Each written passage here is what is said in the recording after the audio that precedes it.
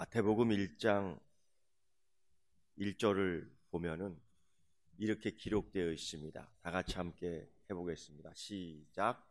아브라함과 다윗의 자손 예수 그리스도의 계보라. 옛날에는 세계라 이렇게 나와 있어요. 이게 무슨 이야기냐면요, 예수 그리스도의 계보에 아브라함과 다윗이라는 인물이 굉장히 중요하다는 거예요. 그리고 이 아브라함과 다윗 그리고 예수 그리스도 이 한 인물들이 다 가정에서부터 시작이 되고, 이 가정에서 민족이 시작되고, 이 민족에서 나라가 시작되고, 이 나라에서 세계가 시작되는 것들을 보게 됩니다.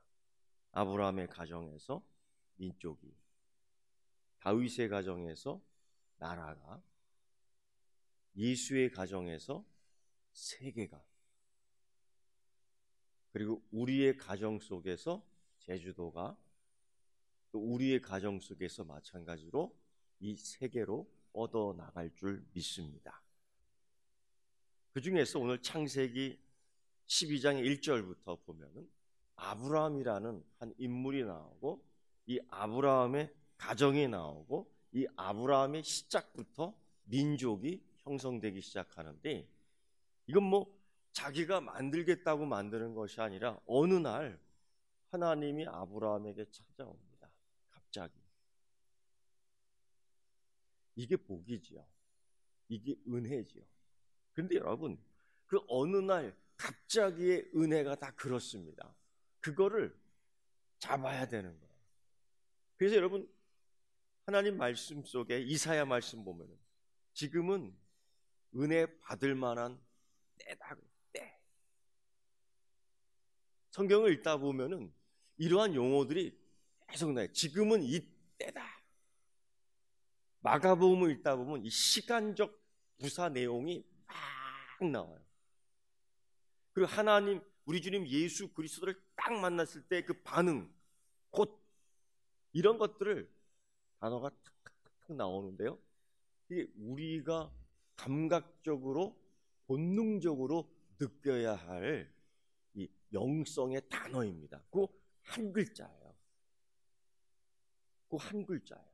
그거 한 세 글자예요. 어떨 때는요 한 줄입니다. 그냥 툭 넘어가요.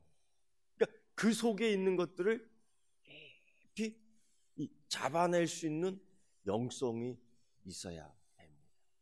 아브라함과 다윗의 자손 예수 그리스도의 계보라.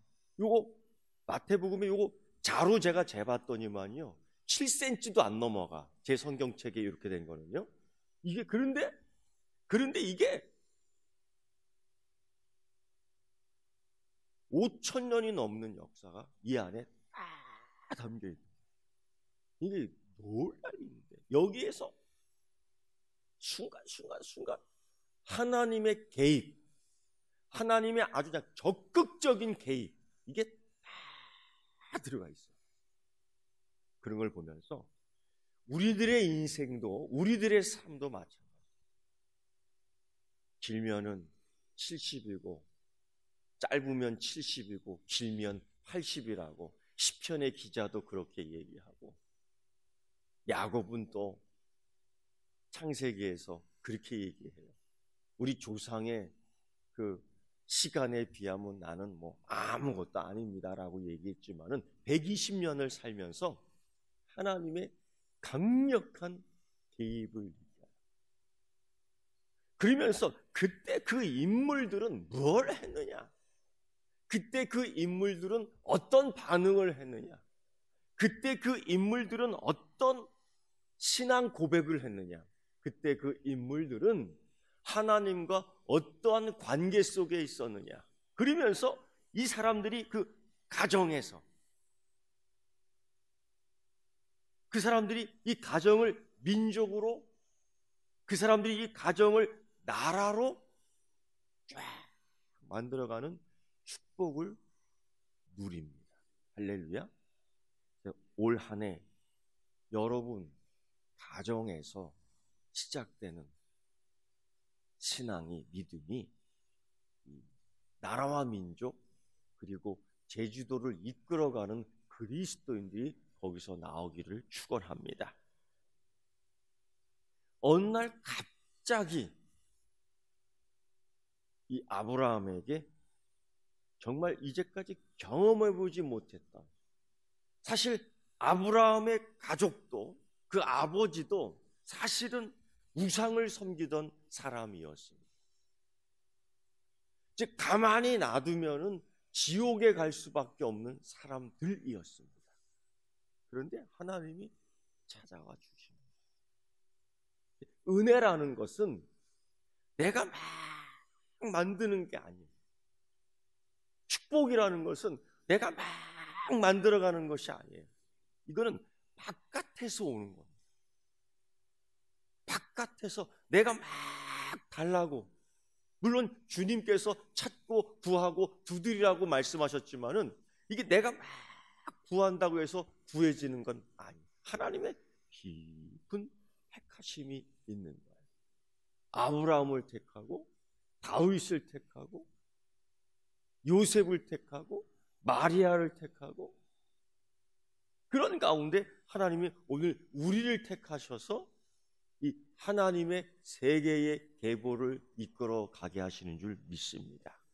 이제까지 만나지 못했던, 자기 아버지가 만들어 보지도 못했던 그 신을 만나는 거예요. 그게 누구냐면은 하나님이십니다. 그리고 그 하나님이 축복해 주셔요. 어떻게 축복해 주시냐? 너로 큰 민족을 이루겠다. 지금 혼자 있는데 큰 민족이라고?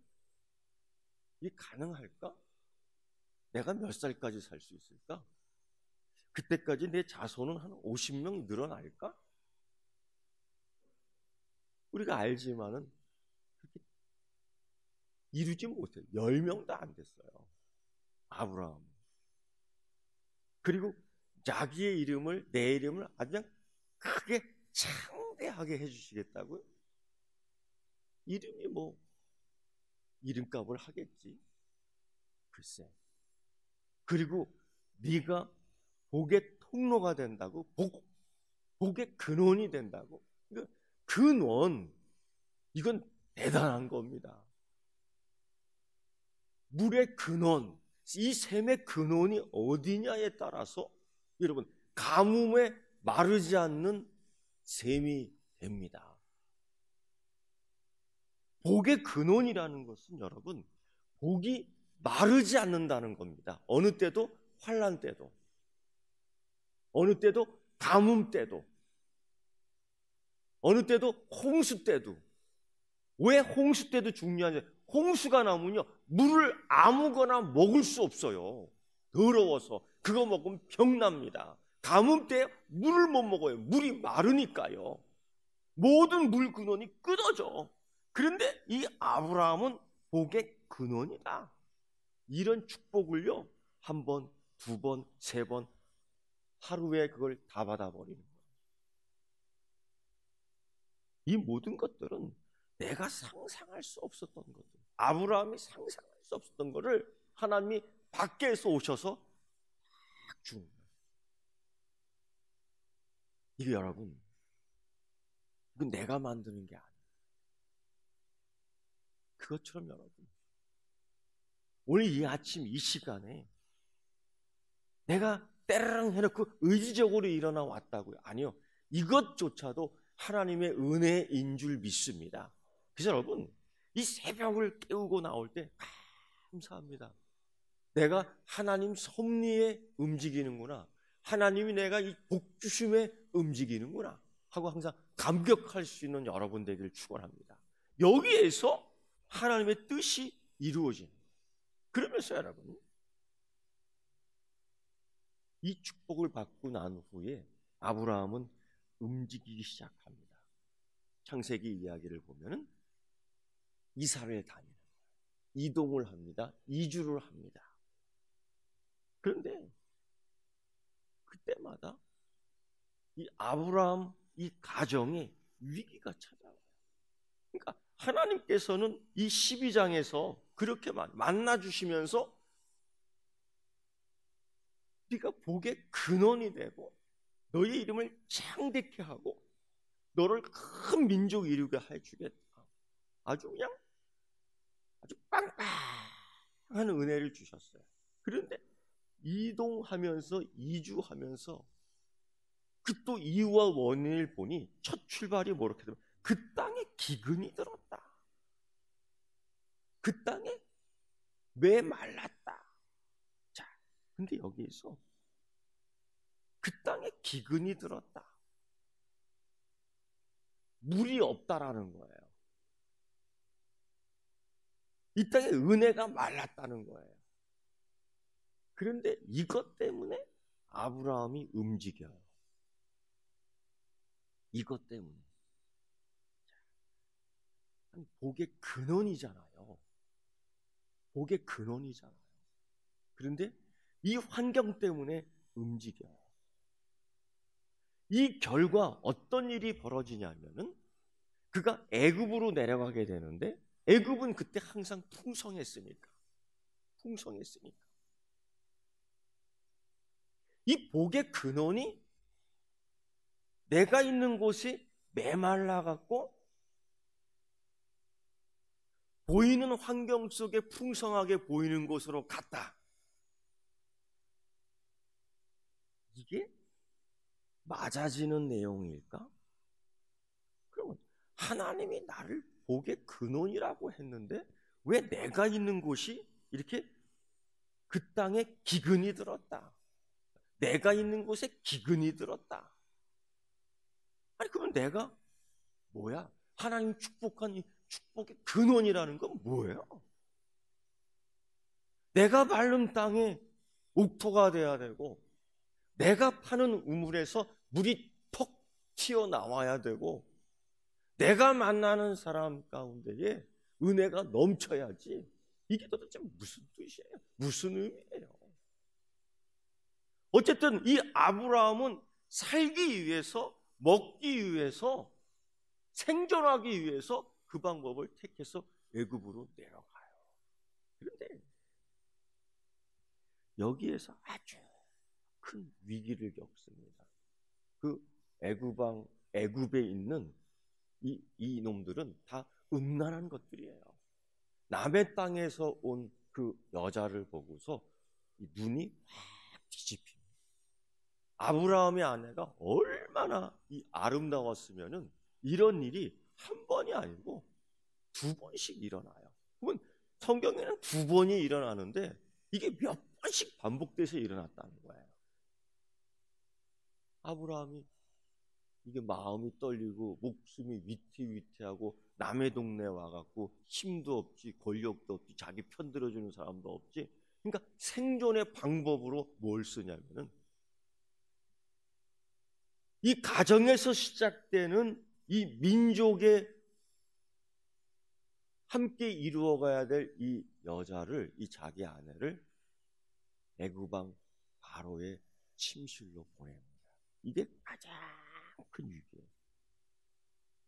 하나님께서 축복하고 하나님께서 만들려는, 하나님께서 이루려는 이 계획을 누가 망치냐면요, 누가 망칠 뻔했냐면요, 애굽 왕 바로 핑계댈 거 없어요.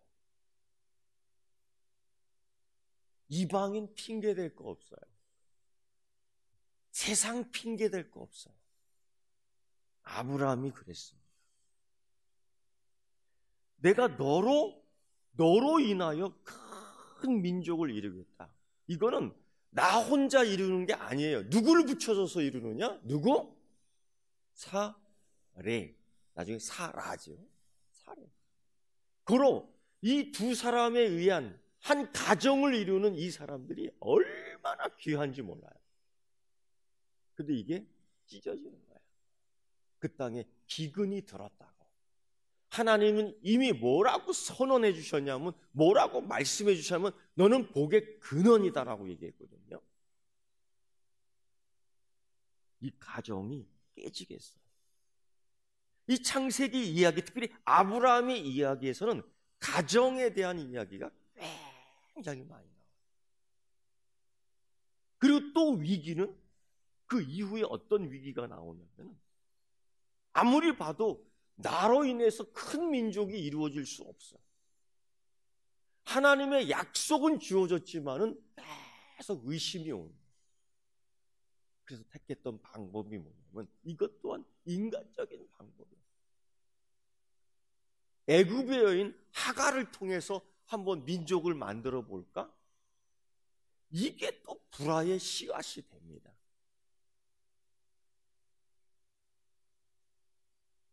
그런 가운데 이런 위기뿐 아니라 여러분, 사단의 시험은 반복돼요.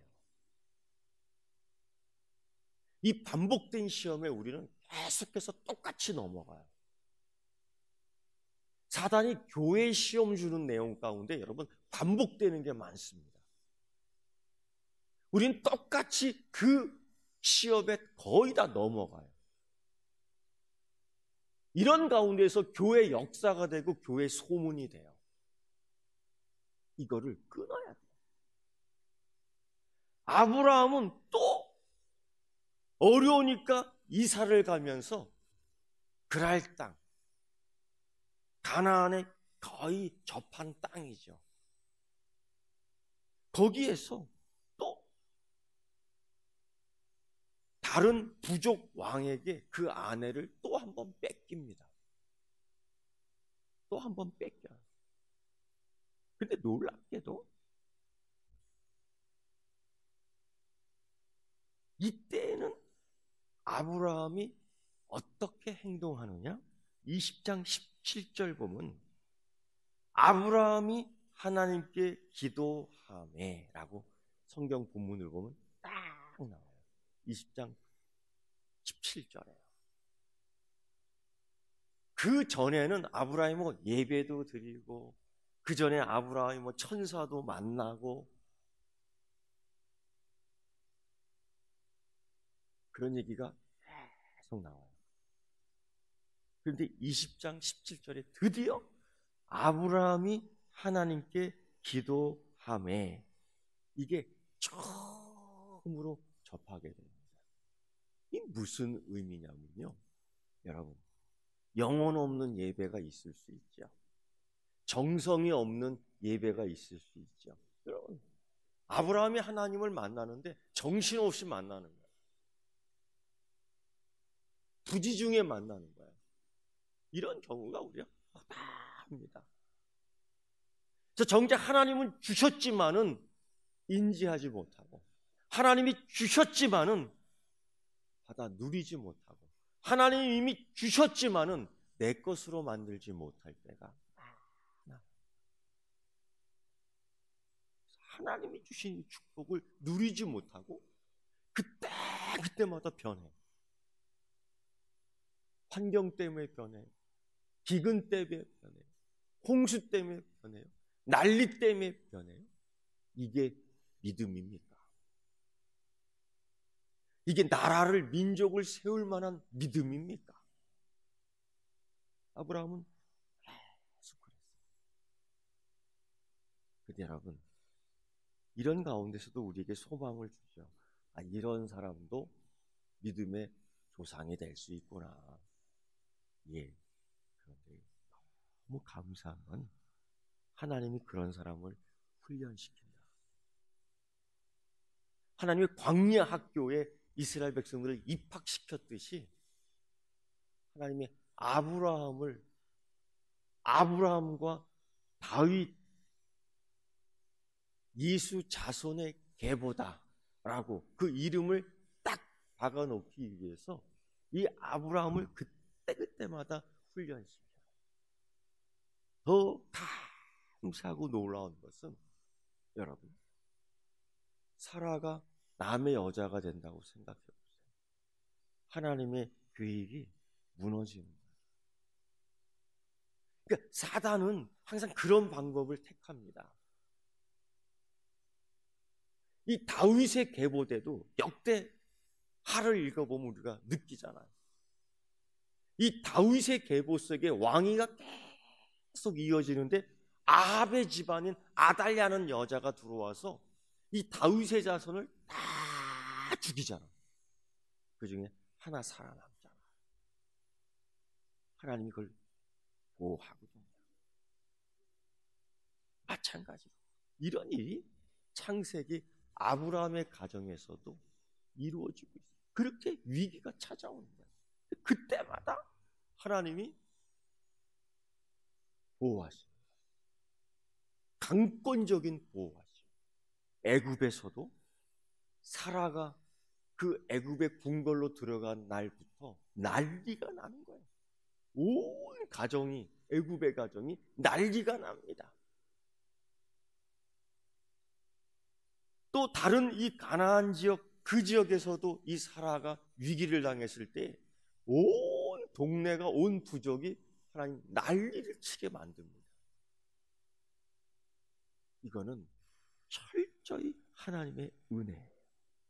그러면서 그때까지만 해도 아브라함이 정말 정신을 못 차리고 그 가정을 이끌어 갈 때, 근데 20장 17절에 아브라함이 하나님께 기도하며, 이때 첫 각성이 나오고, 두 번째 오늘 우리가 읽은 말씀, 자기 자식 억지로 정말 가까스로 정말, 그런데 우리는 억지로, 우리는 가까스로라고 말해도 하나님은 계획하셨고, 하나님은 작정하셨고, 하나님은 섭리하셨고, 하나님 이렇게 하기로 결심한 줄 믿습니다.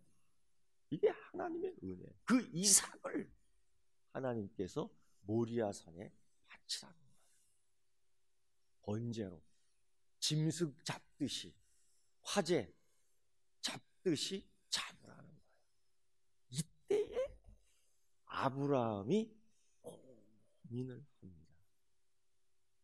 이때에 정말 아브라함이 하나님과 깊은 기도를 시작했던 거예요.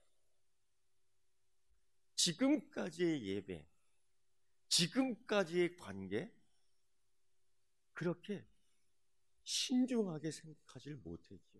그런데 그 자식을 놓고, 그 가정을 놓고 하나님의 꿈을, 하나님의 계획을, 하나님의 섭리를 다시 생각해 보는 거예요. 큰 민족, 제일 먼저 큰 민족, 내가 복의 근원이라고, 내 이름을 그렇게 크게 해주시겠다고. 그런데 이제 시작된 두 번째 자손인 이 이삭을 바치라고. 이때 아브라함은 고민을 해요. 하나님이 주신 복이라는 게 무엇일까? 하나님이 내게 주신 이 복의 근원은 무엇일까? 하나님이 내게 주신 이 큰 이름, 창대케 한다는 것은 도대체 어떤 것일까? 그리고 결정한 게 뭐냐? 순종입니다. 그래서 나온 게 뭐냐면은, 하나님께서 내가 이제 너의 믿음을 확인했노라. 이 아브라함의 믿음이 사도 바울의 갈라디아서와 로마서에서도 증거가 되는 거예요. 이 가정의 위기 때마다, 아니 민족의 위기고 나라의 위기죠. 이때 아브라함이 돌파한 게 뭐냐면은, 이 위기 속에서 승리한 게 뭐냐면, 첫째는 하나님의 은혜입니다. 두 번째는요, 하나님을 믿었습니다. 세 번째는 순종했습니다. 그리고 네 번째는 기도했습니다. 아브라함은 그때마다 위기가 정말 있었습니다. 그런데 여러분, 하나님이 그렇게 작정하신 것 같습니다. 너를 크게 해주시겠다고. 그 위기 한 번 한 번 올랐을 때마다 하나님이 큰 축복을 해주셨어요. 창세기 이야기를 보면은 이삭이 태어나기 전, 아니 태어나서부터 하나님은 산 증거로 큰 은혜의 물질들을 채워주시면서 부족을, 민족을 만들 수 있는 자본을 세워주신 줄 믿습니다. 여러분, 축복이라는 것이 믿음 아니요. 이 믿음 안에 이 순종의 이 곁가지에 그런 모든 이루는 것들이 다 붙어 있는 거예요. 사랑하는 성도 여러분, 정말 지금은 우리 각 가정을 위해서 기도해야 될 때입니다. 가정이 축소되기 시작했다가 지금 이 시대는 가정이 분해되고 있는 시대가 되어버렸어요. 이게 우연하게 찾아오는 시대의 현상일까? 아니요. 하나님의 축복의 계획 속을, 하나님의 축복의 이 결정을 막으려는 사단의 전략일까? 생각해 봐야 돼요. 하나님이 주시는 내 가정은 믿음의 가정이 되어가고 있습니까? 오늘 그걸 가지고 기도합니다. 그 가정 속에 내가 믿음의 근원이 되어 이 가정이 민족으로 이루어질 수 있을까? 나라의 한 구성원이 될 수 있을까? 그리고 이 제주 땅에 우리의 가정이 예수 믿는 가정, 아니 하나님의 축복을 받는 가정으로 우뚝 서 이 제주도를 이끌어가는 그리스도인이 될 수 있을까? 기억하고 기도의 방향을, 삶의 방향을 아브라함에게 맞춰 따라가는 겁니다. 할렐루야. 그때마다 때로는 위기가 있겠지요. 그때마다 어려움이 있겠지요. 그러나 하나님은 반드시 말씀하신 것을 이루신다. 신명기 15장의 말씀 보면 하나님 반드시 너에게 복을 주리라. 그냥 복 주리라. 반드시 이 복을, 이 은혜를 꼭 받고 누리고 이루는 여러분 되기를 축원합니다.